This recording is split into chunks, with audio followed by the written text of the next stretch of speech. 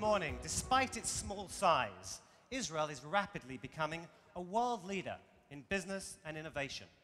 Fortune 500 companies flock to the Jewish state for research and development cooperation. But Israel also has many multinational corporations of its own. And this morning, we're thrilled to welcome a leading Israeli businesswoman and the head of the Strauss Group, Israel's largest food producer. Please join me in welcoming Ofra Strauss. Hi, Ofra. Wow. Ofra, good morning. Tell us a little bit about your family story. Your grandparents founded the Strauss Group after making Aliyah from Germany in 1936. How were they able to turn their vision into such success? And what was it about Israel that made that possible? Well, when my grandparents moved from Germany or fled Germany to Israel, I don't think they thought about business, global, and all those words that you were using now. It was just about providing, their son, Michael, with food and, for the next day. They were actually thinking how to build a country, how to build Israel. And they thought, and they always talked to me about it, how through business, a good business, you can create a country.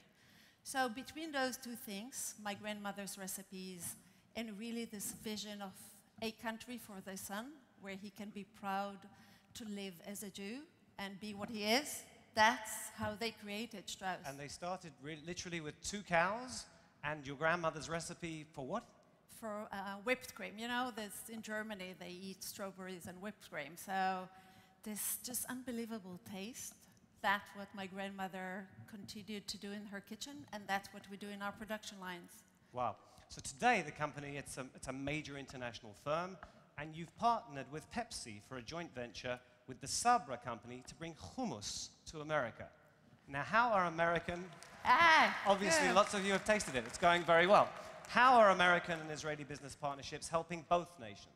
Well, before I go into partnership again and joint venture with Pepsi, I have to tell you, when we did the dairy, that was where we started, and then ice cream, all those delicious things that, well, definitely my grandparents could relate to. And when we started with hummus, which you all know as Mediterranean, Middle East, or Lebanese, I remember the advisor told us, your grandmother probably turns in her grave to know that Strauss is on hummus. So today, when everyone in America talks about hummus and talks about how great it is, healthy food, it's just to show that there are things in Israel that can travel in the world and just be fun and do exactly what we do in Israel. And we do it through partnership. We believe in working with others and that everyone has something to offer. Again, going back to our culture in Israel, about diversity, about working together, that everyone counts. So we do joint ventures again and again, and really the joint venture here in the US with Pepsi, where we just opened a new factory in Virginia. It's about new jobs, great new jobs. We are just going to open in August the second factory for hummus, which makes really the US the largest hummus manufacturer in the world. So that's really about, I don't think I need to elaborate what it's doing. And the nice thing is that the farmers in Virginia started to grow chickpeas instead of tobacco. So you suddenly see those third-generation farmers talking about chickpea, talking about hummus. So fantastic. So it's an Israeli vision, a Mediterranean vision, creating jobs in America. Wonderful. Let me ask you, we hear all these stories too often about divestment. So tell us, why should people be investing in Israel? Well, being the head of the Israel-America Chamber of Commerce in the last year and a half, I have to say we talk more about investment than divestment. So this is a great time. Hey, thank you. We are working very hard to see more and more American companies investing in Israel to make it easier. We work with the government to make it easier, and they are doing actually in the way it's possible to enter Israel with visas. But I think people invest in Israel because of the returns, because of the innovation, because of the spirit of entrepreneurship. And again, it's not slogans. It's happened, and I ask again and again, whether it's Google, IBM, Cisco, but you see also the Unilevers, the Pepsis, the Kraft of the world, all of them opening R&D centers, cyber centers. All the banks in the world are really rushing to open centers in Israel. And the same for Israeli money, investing in the US. We are at the top of the 16 countries investing in the US and creating jobs. I didn't know that. So we have around 1,000 Israeli companies that employ around 100,000 people here in the US, in the United States. So it is about the two countries working together. Absolutely. Which fields in Israel do you see as developing, as taking off? Water, cyber, energy? Well, all of the above. These are new, actually, categories. We have the pharmaceutical category, which is actually the major part at the moment, the chemical industry. But my dream is really to have a new really category, which is food technology. We used to take technology that was developed in the army and implemented it in the civil life between communication and now you see in biotechnology and all those fields. So food technology is really something that the world needs. And we in Israel, we never had enough water or earth to actually create food, and we did it. So we take more and more technology that is available in Israel and with the Israeli government. We want to create the next category that will help the world to create better food and more food to feed the next 1.5 billion people that are going to join the world. So lots of new categories and lots of really good reasons to invest in Israel. That's an incredible goal. That's an incredible goal. Wonderful. Thank you. And that kind of brings me to the next question. So much of our region is embroiled in unrest and political instability. So how would you characterize the future for Israeli business opportunities with our neighbors? Well, you know, when my father retired at the year 2000, he retired when he actually built a very large dairy in the north part of Israel. And on stage, when he actually, it was a succession process, and he handed me over the business. He said, I built this factory in the north part of Israel, so one day we'll be able actually to move products to Jordan, to Lebanon, and just that's the reason why we chose this location. So we still believe in it. It can still happen. And once it will happen with all of our neighbors, that's really the future of Israel. We are ready for it, the business community. We can go for it. We can actually, one day, and excuse me, all of you, we, the Middle East, can compete with the rest of the world if we'll just have the opportunity to work together. So, now, we've got a lot of business people in this audience, in this room. Any advice for Americans who are looking to do business with Israelis? Let me put it like this. Any cultural differences to be on the lookout for? okay. You know, as an optimistic person, I never start with the differences. I always look about what is it that we have in common. So maybe it's just a great opportunity for me to tell you, really, first of all, thank you. Thank you for coming in this weather to Washington. Thank you for doing what you do for us in Israel. It's not obvious. I wanted you to know that we appreciate it. We think that we are so lucky to have all of you here and in the rest of the world supporting Israel and talking about us. So, in case you want to do business in Israel, we have so much in common. Joint ventures are about not being the same, are about really being different, but working very hard to make it happen, to understand each other. And 1 + 1, believe me, we have joint venture with Brazilians, with Chinese, with Americans, with French, with Danone, with Anglo-Dutch Unilever. And working together, investing in it, can create better business. So look at what do we have in common? And we have so much. We do. Okay, that's incredibly optimistic and incredibly encouraging. And all the cultural differences can be surmounted, you're saying? There are no obstacle to good partnerships? No, there are. Of course there are. There are in marriage, which everyone understands. Even if we are really the same, working together really requires a lot of effort. So language can be a barrier, but in Israel, most of the people speak English. Yes, there are differences, but as Obama said, President Obama, when he came to Israel, it is about really the business that can bridge between the countries. In Israel, you have the innovation, you have the way of thinking, you have this creativity. Americans have the way to market, much better than we do, the Israelis. So that's the thing. Yes, there are differences, but if you find the right thing, you can do things together. And by the way, as the head of the Israel-America Chamber, I can help. So feel free. If you see differences between Israelis and Americans, just call me. I'll try to solve most of the issues, okay? There's an invitation, everybody. Yeah, it is. I mean, Israel has, just to follow up on that, bureaucracy used to be somewhat problematic. Is it getting a little easier to come into Israel and do business? Is some of the bureaucratic red tape being eased a little bit? Well, I think there's more and more red tape wherever we go.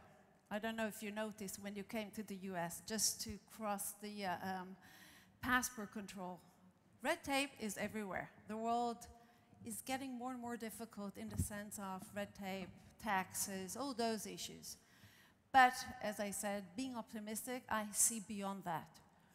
It will get easier as the world sees the really need for good, solid, growing business world. You cannot take taxes from a shrinking business around the world. You cannot do all the great things of education if you don't have a thriving, vibrant, growing business community around the world. So if the government is here by any chance, we are responsible to do good business, inclusive growth, to really include everyone, men and women, minorities in our businesses. And I think the government should allow us just to do good business, which travels, which is in every part of the world. And we, as a very small country, we travel.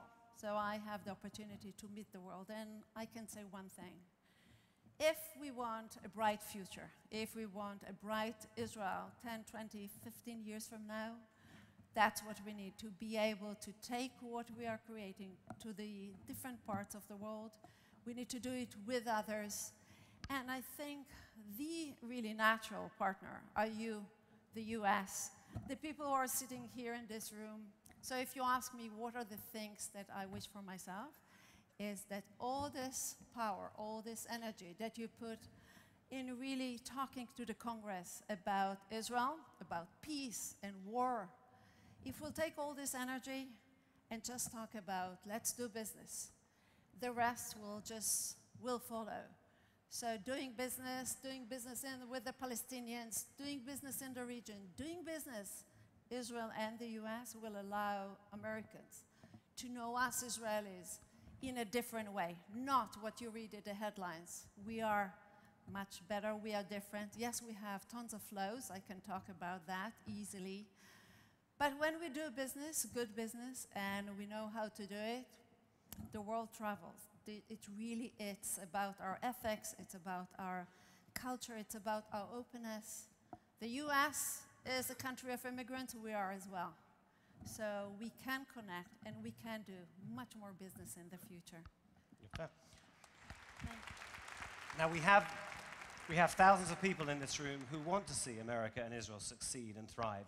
If I'm sitting in the audience today, what can I do? Something specific that I can do to advance this partnership, to promote more cooperation?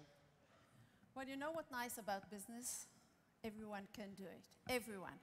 While I know everyone has an opinion about Iran, about what should be done in Egypt, what should be done in different parts of the world, when it comes to business, it's about each and every one of us. So it's about talking about doing business between Israel and America. It's about promoting really the sense of what we are. We are about entrepreneurship. It's about creating things that no one else thinks it's possible. It's about creating things together. So it is about each and every one of you. It's just promoting the sense that we can do business together. And when the GDP will grow, and we will be able to have a healthy, growing economy, which include everyone, we can actually do a better peace with the Palestinian. I know that many think it's impossible. I really think that for my children, by the way, I have 4, from the age of 23 till 9, and I promise myself, we, all of us together, especially the business community, we have to play a role in trying and doing our best to have peace with our Palestinian, and then we can really do together unbelievable things for the region, but mainly for the rest of the world. I want to end, we have time for one last question. I want to end with the same question that I actually asked Isaac Herzog, the leader of the Labour Party, from this same platform last night, about his reasons for why we should be optimistic about where Israel will be in 5, 10, and 20 years. Now, he, in part of his answer, certainly stressed young Israelis. You mentioned your children. I look at my kids and I marvel at their resilience and their maturity, and I see them as a huge source of inspiration for the future. So when you look to the future, what are your reasons for being optimistic about Israel 5, 10, and 20 years from now? Well, if I wasn't optimistic till now, hear what I have to say now. Well, I don't know when exactly it happened, when I stopped being the next generation and I became the generation. So it happened, and actually most of the ministers that you saw yesterday and you're going to see in the next 2 days are my generation. Actually, Bennett and Yair Lapid, they are all my generation. They went with me to school. Actually, they are a bit younger. So we are now actually responsible for the future of our children. So I wish for our children that they will take Israel for granted. Really, I'm first generation Israeli. My grandparents, my father, my mother, they were immigrants. I was born to Israel, but I still have this sense when I wake up to make sure that still Israel is ours and it's our government, it's a Jewish state. For my children, it's almost natural. So I really hope for them that they will continue to feel like that the world will really see that Israel as a Jewish nation is inclusive, really sees democracy more important than any other word, and that we have a thriving, growing business with our neighbors. So when the American government is working so hard, and believe me, I see them, I just cannot believe how hard they work on the process that is currently happening. They're staying there weeks, months, they don't go back. So if I wish to myself that if there is an opportunity now, if there is, let's grab it. Let's make sure that our children will not say, we missed something. So we, the generation that is now sitting and can influence, I wish for us that all of you together with us in Israel will make everything possible that we will have a peaceful Israel that can focus only on one thing, growing, doing good, and really influence the world for the better. Thank you. Thank you, Ofra. Let me say, it's a pleasure sitting here talking with you. You're, first of all, it seems to me, a demonstrable, powerful optimist, but you're also the embodiment of a thriving and flourishing Israel, and a great role model for the Israeli business community. Ofra Strauss, everybody, thank you very, very much.